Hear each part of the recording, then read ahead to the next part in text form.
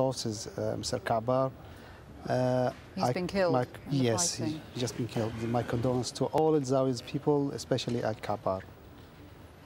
And as this fighting continues, of course, there's huge debate at international level about how much action the international community should take.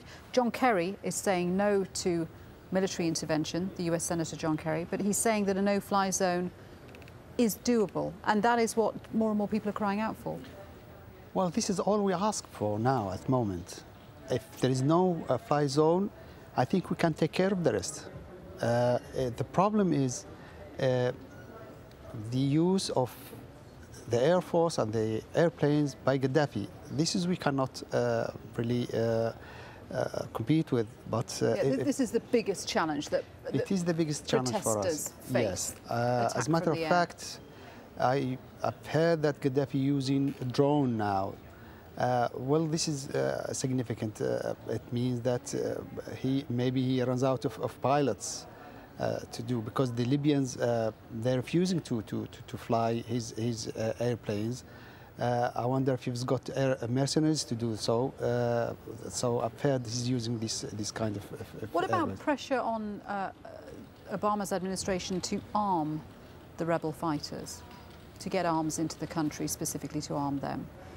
The freedom fighters, I call them, the revolutionists in Libya, they could do with any help. We really could do with any help, especially with arms. As you know, the arms they use now is what they capture from Gaddafi's forces. We started this, well, the people inside, they started this revolution with bare hands, with no training, not at all. They all, you know, young people, civilian people, and armed civilian people. All they ask for is basic rights, to dignified life, and as I said before, they've been met with live munitions and all these force and equivalent force. So we could do with any help, really. We could do that. We'll appreciate it. Well, we're sorry to hear about your source in Zawiya, but thank you very much indeed for speaking with us, Awad El-Fateri there. Now, fewer migrant workers are now heading to neighbouring Tunisia, but many remain stranded in camps there. Let's cross to Mohammed Val, who's in Ras Ashdir on the Tunisian side of the Libyan border. Mohammed, first of all, tell us about the humanitarian situation there and the stream of people coming across the border. Yes.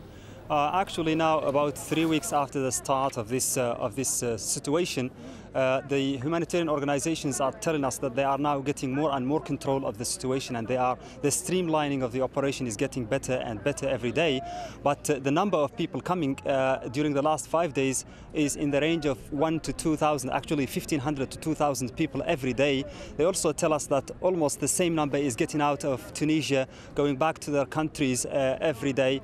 Even though, despite all of that, we still have a problem here, because we have about 15,000, constantly about 15,000 people here in this camp, hundreds and hundreds of tents, and the situation sometimes looks chaotic. If you look behind me here, for instance, there is a queue, a circular queue of, it's about half a mile long, of people waiting for their lunch, waiting for a piece of food to have, and some of them have been telling us that they just wanted not to have food, they preferred not to have food in order not to queue for 1 or 2 hours for that in that heat of the sun here.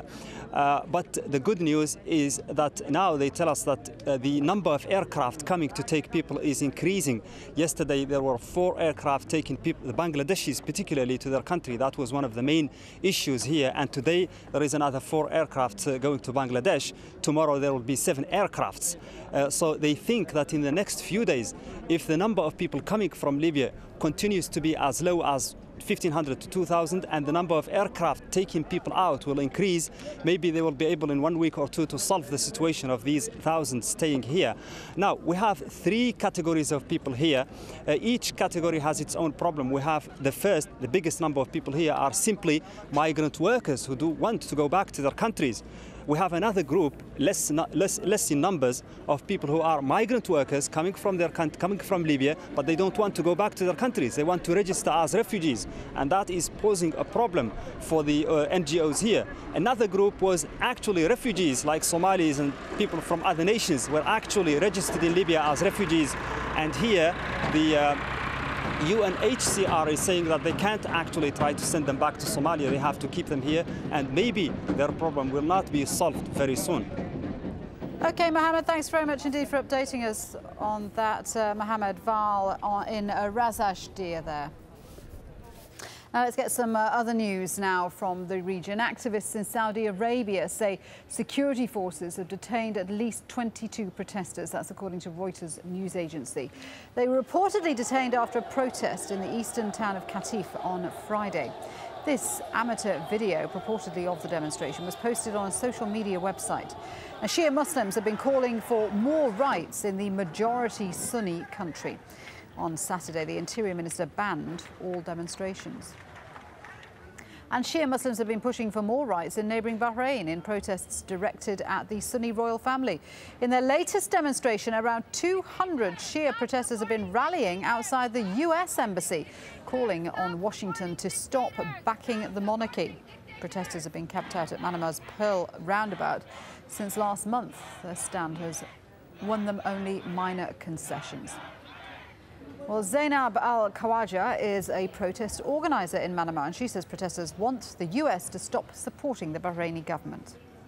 We want America not to get involved. We can overthrow this regime. We can. The people of Bahrain is strong, just like the people of Egypt. All we want is for America not to support the dictatorship in Bahrain, because people here, they're going to have to sacrifice so much more if the Americans decide to support the regime.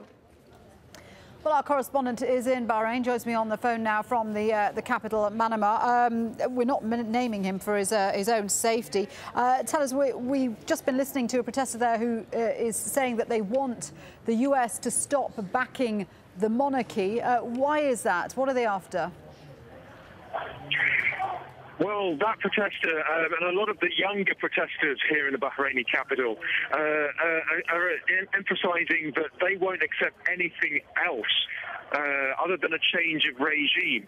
Now, that's not the case with all of the official opposition parties. They are prepared to enter some kind of dialogue, although nobody knows exactly when that might start, but some kind of dialogue with the government, talks on changing the constitution and on changing the system, which means that the cabinet is basically appointed by King Hamad himself, even though there is an elected lower house of parliament, if you like. So the younger protesters, at least, are saying that America, by backing King Hamad's offer of dialogue through his son, the Crown Prince Salman, they're saying that America is actually going against the wishes of the majority of the population here in Bahrain, although it is very difficult to gauge exactly what that opinion is, Shuli. Well, I mean, at least the government is allowing peaceful demonstrations. What's it saying about them? Well, on Sunday night, the Crown Prince, who's been asked by the King to oversee some process of dialogue with the opposition, the main Shia opposition bloc in Parliament has actually walked out of Parliament in protest over the death of 7 protesters last month.